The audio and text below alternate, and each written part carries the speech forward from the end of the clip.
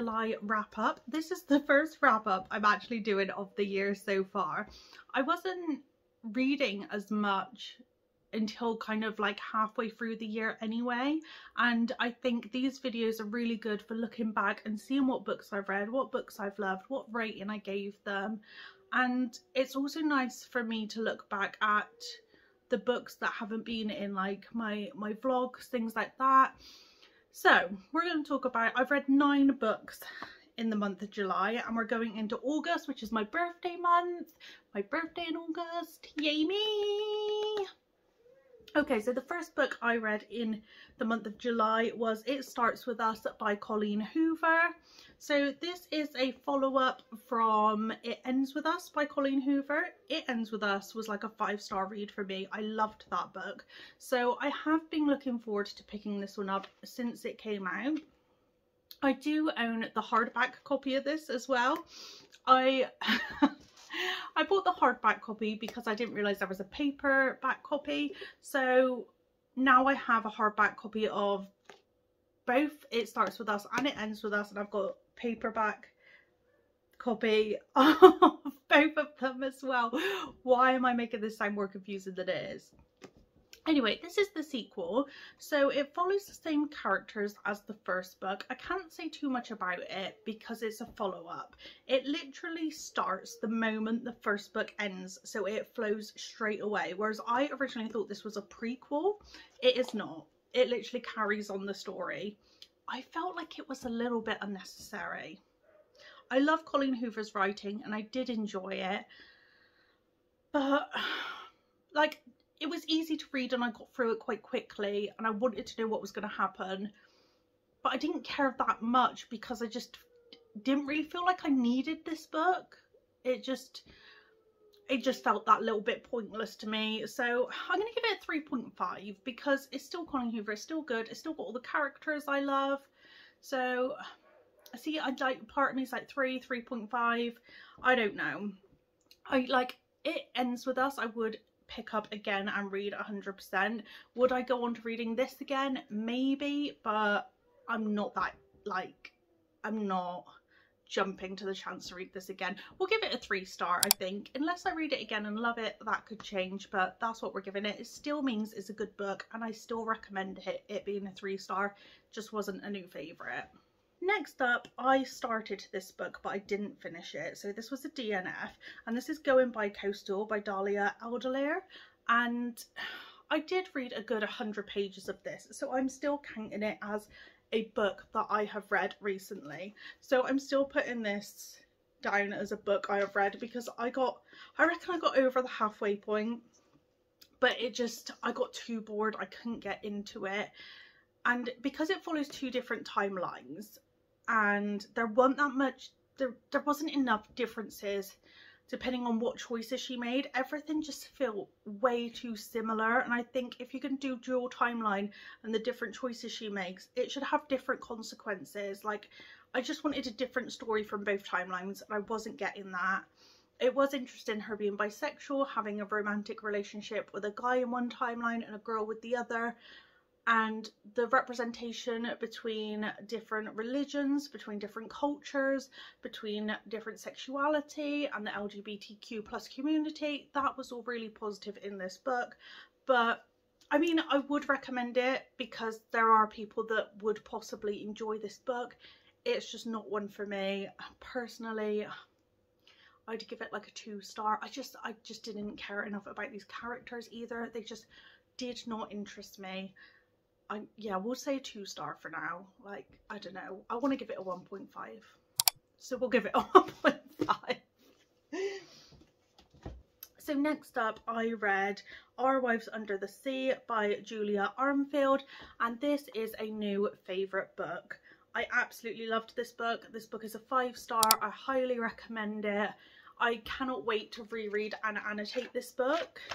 I may even reread it by the end of the year. I don't know, but I do want to reread it. It's a very small, short book. It's 2 POVs, both from this a married couple. One of them, they're both females, so as wives. One of them went on this mission in a submarine. She came back and she's completely different. Changes are happening to her body and also her mind. She's acting very odd. Her POV you only get from when she was in the submarine, so what was happening then. You do not get her POV from when she's back. That is in her wife's perspective, and it is a lot of relationship based. There is a little bit of like fear, and it can be quite scary at times. There is some really scary topics and discussions, and it is quite sad towards the end, and it is quite a deep book, but is not very big on like a plot based book. There's not much plot around it. I loved it personally. It's not going to be for everyone, but 5-star, would recommend. Next up, I read Legends and Lattes by Travis Baldree, and this book, I can't even remember what I rated it. I'm going to say it's a 3-star because it was good. I enjoyed it. I didn't want to stop reading it, but it was way too chill. Like, it was a very cozy fantasy. There's not much romance. I read this for my queer lit reading video. Not much romance. There are queer characters, but you don't find that out until quite far through the book. So unless you already know that, it would be a bit of a surprise going into it. But there's not much about the relationships, anything like that. It is about an orc that decides to stop kind of this lifestyle of being in battles, going on missions, that type of thing, and decides to open a coffee shop in a town where the creatures, the people, anyone that lives there, they do not know what coffee is. She opens this coffee shop. It's about making friends. It's about like basically this coffee shop, building it up from scratch, trying to protect it. There are some magical elements, there are magical creatures. It's not that deep a story, low stakes, very cute. I will read the second one, but I'm not jumping at joy or excitement to do so, so 3 stars for that one. Next up, I read Vicious by V.E. Schwab. So this is a fantasy book, and it's a bit more of a difficult one to explain. This book follows several different POVs, but it is mainly about Eli and Victor, these 2 boys that go through this experiment. They believe extraordinaries are real. It turns out they are. That's not really a spoiler. I believe it says so on the back. Extraordinaries are real, so they're kind of like, I want to say superheroes. They're not heroes. They have powers, and you have to pretty much die and come back to have been gifted powers. And it is about that type of universe. They try to die and then have the other one save them to see if they'll come back as an extraordinary. And it follows these 2 boys and what happens with them. There are 2 books in the series. This is the first book. I absolutely loved it. Really loved this book. I read it in the space of pretty much a day. I think I just had a little bit left that I finished the second day. But I still don't know if it's a 5-star though. I don't quite know. I think I'd still give it a 4.5. Like, it's not a favourite. I loved it, but it's not a favourite, so 4.5. Next up, I read Hang the Moon by Alexandra Bellflower, and this is another one I read for my queer lit reading vlog. And again, this is one you wouldn't go into knowing that it was queer. Annie, one of our main characters, is bisexual, and that's not confirmed into quite far into this book. This is a new favourite romance of mine. There is some steaminess, there is some spice in there, not loads, just about enough, I would personally say. I gave this a 5-star. I loved it. There were a few cringe moments, but that is just because it was cringe to me. Like, there is some kind of sexy talk between the 2 of them, and I think that just makes me cringe personally. So it is about this girl called Annie goes to see her best friend before she's making a big move to possibly move to London. Her best friend isn't there when she goes to surprise her, so the best friend's brother turns up and decides to take her out. She tells him that she doesn't believe in love anymore. She thinks romance is dead.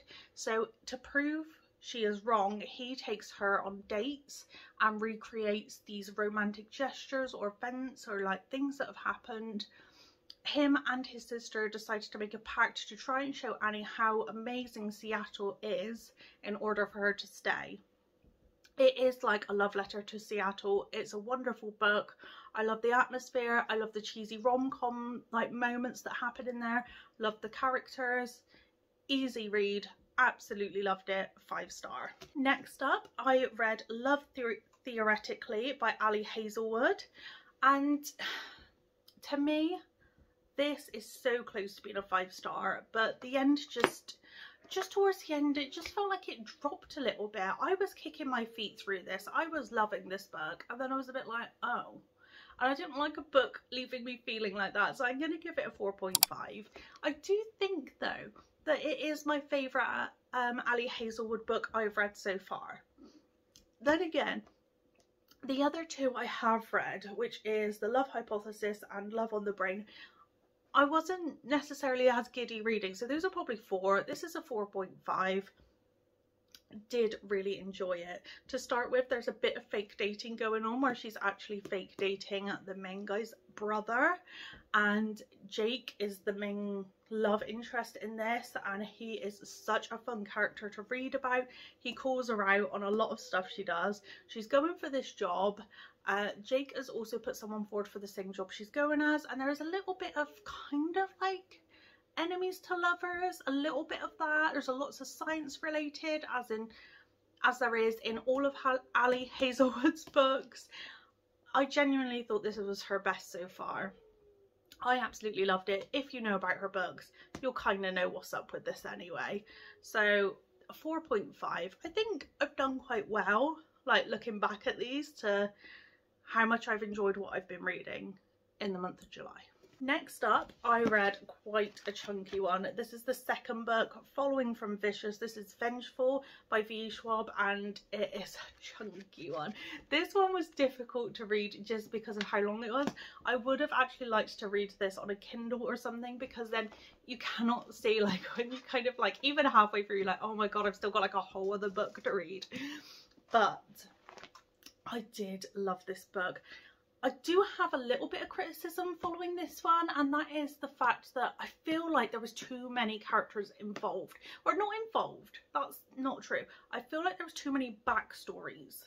Like every time a character was introduced or added to the story, you had to get backstories, and I didn't care about these backstories, and I feel like it was a chunk of the book wasted. So I still want to give this like a 4-star, because these books are brilliant. I did really enjoy it, and it is a very good sequel. I was reading some parts thinking, no, I love this more than the first one. I don't think I do, but I still highly recommend. Don't want to say too much about it. There's a lot of surprises in this, and I think that keeps you on your toes a little bit.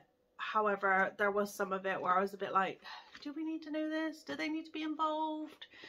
There was a few kind of moments in the book where I was a bit like, felt a bit unnecessary, but overall, I loved it. So good. 4 stars. Do recommend. And then our last book of the month, I read After I Do by Taylor Jenkins Reid.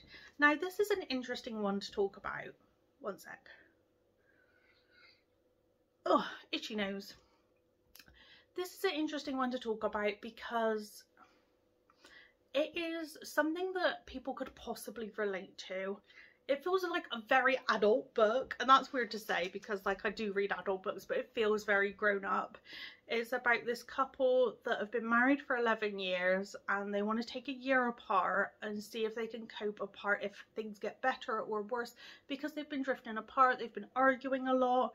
You get a few chapters at the beginning of their story leading up to these 11 years, and then you get, mostly it's just Lauren's experiences for the year they're apart, and then they come together at the end and it's the decision, what's going to happen, how they move forward. So I believe it is something that could be quite relatable. It's quite deep. It's a lot of family issues. anything Taylor Jenkins read, I do enjoy reading because her writing I just find so gripping. Like, I don't want to put it down, but at the same time the story overall, like, I didn't know how I felt, like whether I wanted to actually know. Like, I didn't know how I necessarily felt. I wasn't in love with the characters either. Like, I think I only got through it because I loved the writing. I was listening at the same time, and JULYYY narrates all of Taylor Jenkins Reid books, so that makes it so much more enjoyable. And I think I would have still read it all if I didn't listen to the audiobook, just because now and then I did stop listening and I was just reading it, and that was absolutely fine. I could still get through it. But maybe it would, I don't know, it still wouldn't have taken me longer because it's just an easy read. I just don't know how I feel about the story in general. I think overall the writing is like 10 out of 10. The story and the characters were a bit of a lull for me. I'm going to give this a 3, I think. I think the thing is, I would read it again and I would annotate it and I would like almost study it as a book.